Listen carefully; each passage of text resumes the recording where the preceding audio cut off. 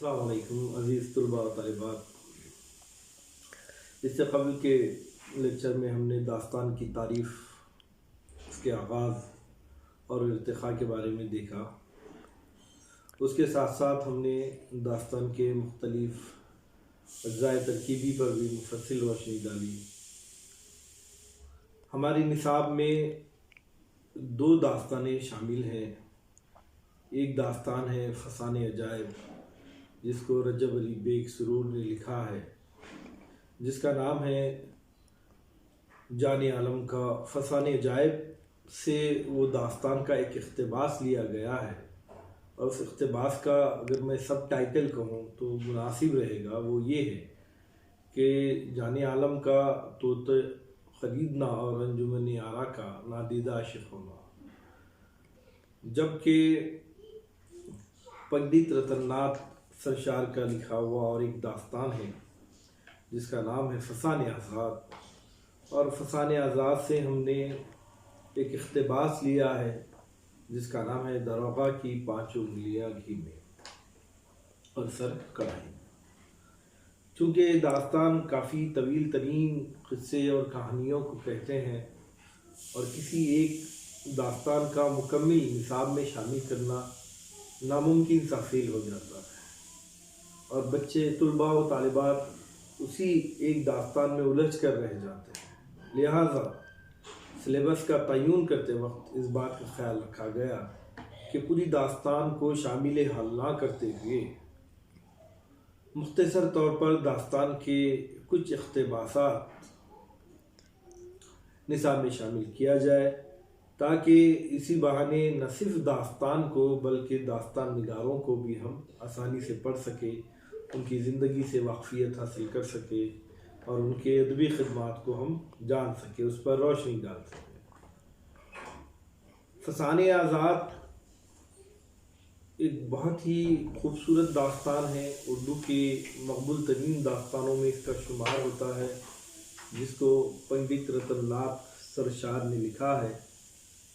سرشار 1846 میں لکھنؤ کے ایک معزز خاندان میں پیدا ہوئے۔ آپ کا تعلق کشمیری خاندان سے تھا، یعنی وہ کشمیر سے تعلق رکھتے تھے، کشمیر میں پیدا ہوئے۔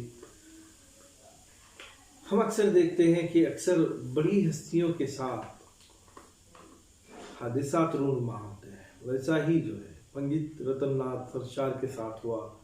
ابھی وہ 4 برس ہی کے تھے کہ ان کے سر سے ان کے والد کا انتقال ہو گیا، وہ اس دنیا سے چلے گئے۔ یتیمی کا داغ پنڈت رتن ناتھ سرشار کو بچپن میں ہی سہنا پڑا۔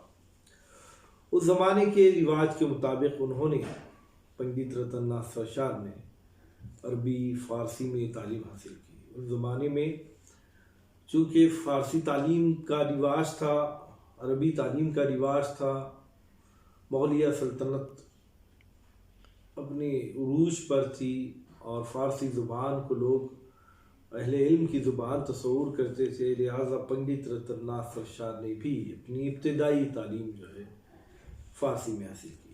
بعد ازاں آپ نے پھر انگریزی تعلیم حاصل کی، جو کنگ کالج لکھنؤ میں سے آپ نے فراغت حاصل کی۔ سب سے پہلے ڈسٹرکٹ اسکول کھیری میں آپ استاد ہوئے، درس و تدریس سے آپ کا واسطہ ہے، اور آپ نے اپنی درس و تدریس کی ابتدا کھیری نامی ایک چھوٹے سے دیہات سے شروع کی۔ سرشار کی مختلف خوبیاں تھیں، وہ ایک بہترین داستان نگار کے ساتھ ساتھ ایک ترجمہ نگار بھی تھے۔ ترجمہ کرنے میں انہیں بڑی مہارت حاصل تھی۔ ڈائریکٹر تعلیم ان کی ترجموں کو بڑی قدر کی نگاہ سے دیکھا کرتے تھے، چنانچہ ان کے ذریعے وہ منشی نول کشور کے اودھ اخبار کے ایڈیٹر ہو گئے۔ اودھ اخبار کی ایڈیٹری کے زمانے میں انہوں نے فسانِ آزاد کا سلسلہ شروع کیا۔ ہم جو یہ داستان جو ہمارے نصاب میں شامل ہے، جس کا ہم مطالعہ کرنے جا رہے ہیں، فسانِ آزاد، اس کا ایک اقتباس، دراصل یہ اس وقت کی دین ہے جب پنڈت رتن ناتھ سرشار نول کشور سے وابستہ تھے۔ انہوں نے اس زمانے میں فسانِ آزاد لکھنے کا سلسلہ شروع کیا، جو 1888 عیسوی میں کتابی شکل میں شائع ہوا۔ اس کی وجہ سے ایک طرف تو اودھ اخبار کی شہرت اور مقبولیت میں غیر معمولی اضافہ ہوا۔ اس کا سبب یہ تھا کہ یہ جو داستان تھی، یہ داستان اودھ اخبار میں قسط وار شائع ہوا کرتی تھی، روز تھوڑا تھوڑا شائع ہوا کرتی تھی۔ داستان کی مقبولیت کے سبب لوگ اس اخبار کو بشوق لے کر پڑھا کرتے تھے۔ ظاہری بات ہے اس کا اثر جو ہے اخبار کی فروخت پر بھی پڑا اور اخبار کو بھی جو ہے غیر معمولی مقبولیت حاصل ہوئی۔ اور دوسری طرف خود سرشار کے زور قلم کا سکہ دلوں پر بیٹھ گیا۔ لوگوں نے جب اس داستان کو پڑھا تو سرشار کی قابلیت، ان کا طرز اور ان کے لکھنے کو بہت زیادہ قبول کیا۔ زندگی کا پہیہ چلتا رہا۔ سرشار بعد ازاں ہائی کورٹ میں بحیثیت مترجم اپنے خدمات انجام دینے لگے، لیکن اتفاق یہ رہا کہ وہاں پر جو اصول ہوتے ہیں، جو قواعد ہوتے ہیں، ان قواعد کی وہ پابندی نہیں کر سکے۔ قواعد کی سختی سے تنگ آ کر انہوں نے آخرکار ہائی کورٹ کی جو ملازمت تھی انہیں اس سے ہاتھ دھونا پڑا یا وہ اس ملازمت کو چھوڑ دی۔ 1895 میں وہ حیدرآباد گئے، جہاں نظام نے ان کو معزز درباریوں میں شامل کیا۔ یعنی اس نوکری کو چھوڑنے کے بعد، ملازمت سے کو چھوڑنے کے بعد آپ نے 1895 میں حیدرآباد کا سفر کیا۔ اس وقت شہر حیدرآباد میں نظام کی حکومت تھی، لہذا نظام اس قابل شخص کو اپنے خاص درباریوں میں شامل کر دیا۔ مہاراجہ کرشن پرساد نے ان کو 200 روپیہ ماہوار وظیفہ مقرر کیا اور اپنا کلام نظم و نثر اصلاح کے لیے دیا۔ حیدرآباد میں وہ کچھ عرصے تک اپنے خدمات انجام دیتے رہے، اور ایک اخبار بھی تھا، وہ آصفیہ نام سے کچھ، اس کا نام میرے ذہن میں نہیں آ رہا ہے اس وقت۔ اس اخبار کے بحیثیت ایڈیٹر بھی آپ کچھ عرصہ خدمات انجام دیتے رہے۔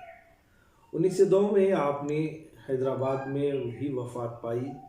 گویا آپ کی پیدائش لکھنؤ میں ہوئی، معزز کشمیری خاندان میں، اور آپ کی وفات جو ہے 1902 میں حیدرآباد میں ہوئی۔ زندگی کا جو عرصہ ہے حیات کا، وہ بہت ہی مختصر رہا، یعنی آپ نے صرف 56 سال کی عمر پائی، اور اس عرصے میں آپ نے بہت بڑے بڑے ادبی کارنامے انجام دیے ہیں۔ 56 سال کی عمر میں سرشار نے بے شمار تصانیف چھوڑی، جن میں خاص طور پر قابل ذکر جو ہیں وہ فسانِ آزاد، جام سرشار، کامنی، خدائی فوجدار، بچھڑی دلہن، پی کہاں کا شمار ہوتا ہے۔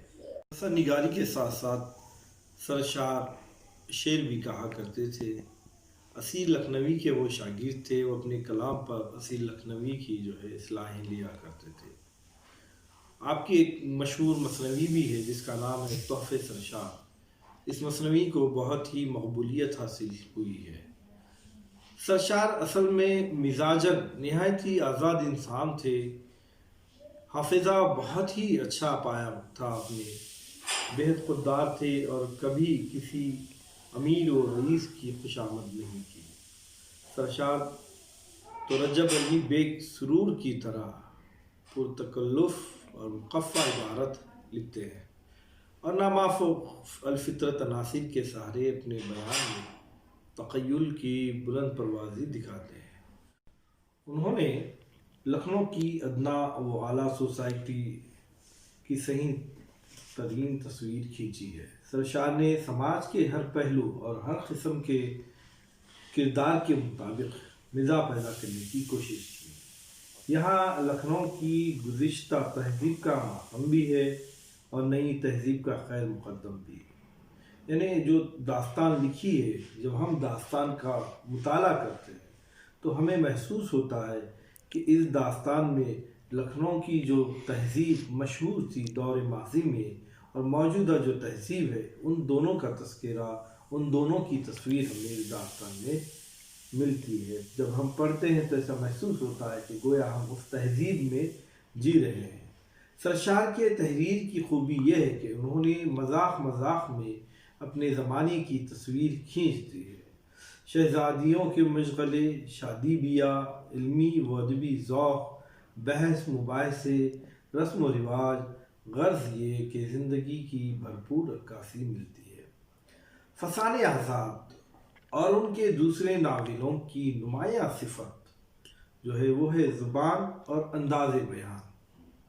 جب ہم فسانہ آزاد پڑھتے ہیں اور اس میں کی جب ہم زبان کا مطالعہ کرتے ہیں یا اس کے انداز بیان کو دیکھتے ہیں تو وہ دیگر اور بھی داستانوں سے ہمیں مختلف نظر آتی ہے۔ سرشار زبان پر حیرت انگیز قدرت کے مالک ہے۔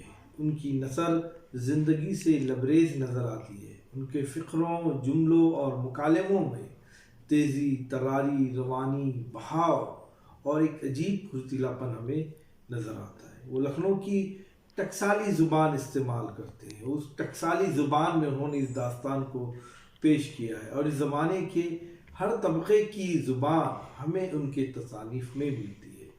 سرشار کی تحریر کی امتیازی خصوصیت ان کا ظریفانہ اور طنزیہ پیرائے بیان ہے۔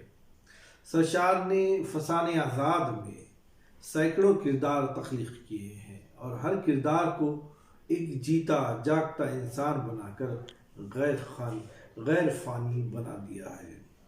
اب ہم جو پڑھ رہے ہیں اس میں جو کردار ہیں، داروغہ جی، نواب صاحب، حلوائی، ان کردار پر مبنی یہ اقتباس ہے۔ انشاءاللہ تعالیٰ اس کو ہم دوسرے ویڈیو میں پڑھیں گے۔ شکریہ۔